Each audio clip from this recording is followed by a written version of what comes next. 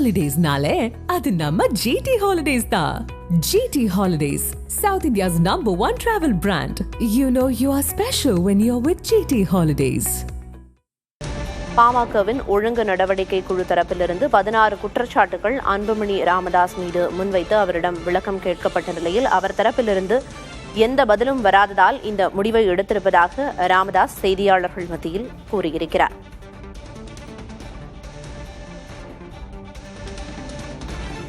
தற்போது இது தொடர்பாக நம்மிடையே பேசுவதற்காக இணைப்பில் மூத்த பத்திரிகையாளர் திருமிகு தராசு ஷானம் அவர்கள் இணைப்பில் இருக்கிறார். சார் வணக்கம்.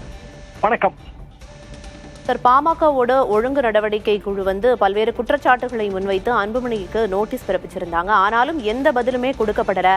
2 முறை அவகாசமும் வழங்கப்பட்டுச்சு. இப்ப வரைக்கும் எந்த விளக்கமும் இல்லைங்கிறதுனால அவரை கட்சியில இருந்தும் நீக்கிறோம், செயல் தலைவர் பதவியில இருந்தும் நீக்கிறோம் அப்படிங்கிற முக்கியமான அறிவிப்பை ராமதாஸ் செய்தியாளர்கள் சந்திப்பில் வெளியிட்டிருக்காரு. உங்களோட முதற்கட்ட பார்வை? என்னை போன்றவர்களுக்கு வருத்தமாகத்தான் இருக்கிறது.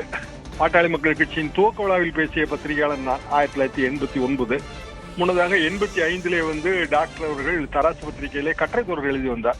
அப்போதுதான் இந்த பிரச்சனையின் தீவிரம் உணரப்பட்டது. பெண்கள் போராட்டம் எதற்காக என்பது இந்த கட்டுரை தொடரின் தலைப்பு. பல கூட்டங்களில் அவரும் நானும் கலந்து கொண்டிருக்கிறோம். பாட்டாளி மக்கள் கட்சி என்பது ஒரு வகையில் பார்த்தால் அந்த காலகட்டத்தில் பெரிய புரட்சி, மிகப்பெரிய அளவுக்கு பிரம்மாண்டமான கூட்டம் சேரும். டாக்டர் அவர்கள் கூறுவது போல அவர் கிராமங்களிலே அவர் ஆற்றிய பணி, கிராமங்களுக்கு சென்றது ஒரு கம்யூனிட்டி சார்ந்ததாக இருந்தாலும் கூட சமூக நீதி சார்ந்ததாகத்தான் நாங்கள் அதை பார்த்தோம். அந்த வகையிலே அவர் நிச்சயமாக சமூக நீதிக்காக போராடியவர் தான். இன்றைய தேதிக்கு பிற்படுத்தப்பட்டோர் இடஒதுக்கீடு இந்த அளவுக்கு உயர்ந்திருக்கிறது என்றால், குறிப்பாக உள்ஒதுக்கீடு உயர்ந்திருக்கிறது என்றால் அதற்கு டாக்டர் அவர்கள் முக்கிய காரணம். இதெல்லாம் ஒரு புறம் இருக்க, பாட்டாளி மக்கள் கட்சிக்கு இந்த நகர்வு டாக்டர் அவர்கள் எடுத்துள்ள நடவடிக்கை என்பது ஒரு அதிர்வையும் கொடுத்திருக்கும், பின்னடைவையும் ஏற்படுத்தும் என்பதுதான் எனது பார்வை. ஏனென்றால் தமிழகம் தழுவிய ஓட்டு வங்கி கிடையாது, ஒரு குறிப்பிட்ட இனத்தின் ஓட்டு வங்கி இருக்கிறது.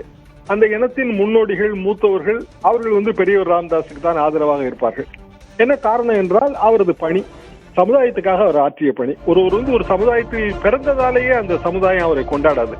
சமுதாயத்தின் ஐக்கானாக திகழ வேண்டும். வன்னியர் இனத்தின் ஐக்கான் என்பவர் டாக்டர் ராமதாஸ் சார், கண்டிப்பாக டாக்டர் அன்புமணி கிடையாது. அப்படி இருந்தால் அன்புமணி அவர்களுக்கு உதாரணமாக திருநெல்வேலியிலோ கன்னியாகுமரியிலோ அல்லது தஞ்சாவூர் பகுதிகளிலோ அவருக்கான செல்வாக்கு என்பது பெரிய அளவுக்கு எதுவும் இல்லை. ஒரு குறிப்பிடத்தகுந்த ஓட்டு வங்கி ஒரு 60 சட்டமன்ற தொகுதிகளில் இருக்கிறது. 25% கண்டிப்பாக இருக்கும். அதிலே சிறிதளவு சரிந்தாலும் கூட அது அந்த கட்சியின் வேட்பாளர்களின் வெற்றி வாய்ப்பை பாதிக்கும். டாக்டர் அவர்கள் எடுத்துள்ள இந்த நிலைப்பாடை பார்த்தால் மிக கடினமான நிலைப்பாடாக இருக்கிறது. அன்புமணியோடு இருப்பவர்கள் வேண்டுமானால் என்னுடன் சேர்ந்து கொள்ளலாம் என்கிறார். அன்புமணி தனி கட்சி ஆரம்பிக்கலாம் என்கிறார்.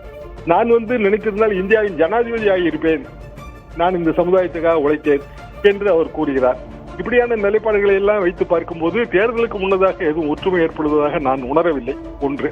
இரண்டாவது, அடுத்த கட்டம், அடுத்த ஃபைட் இது என்பது கண்டிப்பாக தேர்தல் ஆணையத்தில் தான் அது தொடங்க வேண்டும். ஏனென்றால் அன்புமணி அவர்களின் ஒரு மனு அங்கு நிலுவையில் இருக்கிறது, டிஸ்பியூட் இருக்கிறது. சர்ச்சை எண் போட்டு தாவா எண் போடுவார்கள்.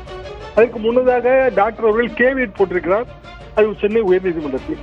எல்லாவற்றுக்கும் முன்னதாக வரலாற்றிலே இல்லாத வகையிலே சென்னை உயர்நீதிமன்றமே தலையிட்டு சமரசம் செய்ய எல்லாம் முயற்சித்தது. அப்போதே நீதிபதி அவர்கள் 2 பேரும் ஒரு முகம் கொடுத்து பார்ப்பதற்கு கூட தயாராக இல்லை என்று வருத்தத்தை பதிவு செய்திருந்தார். எல்லாவற்றையும் வைத்து பார்க்கும்போது சமாதானம் என்பது இப்போது இமீடியட்டாக வாய்ப்பு இல்லை என்பதுதான் என் பார்வை. நிச்சயமா உங்களோட கருத்து என்ன அப்படிங்கறத இணைப்பில் தெரிவித்ததற்கு நன்றி sir. Holidays-nale, adu namma GT Holidays da. GT Holidays, South India's #1 travel brand.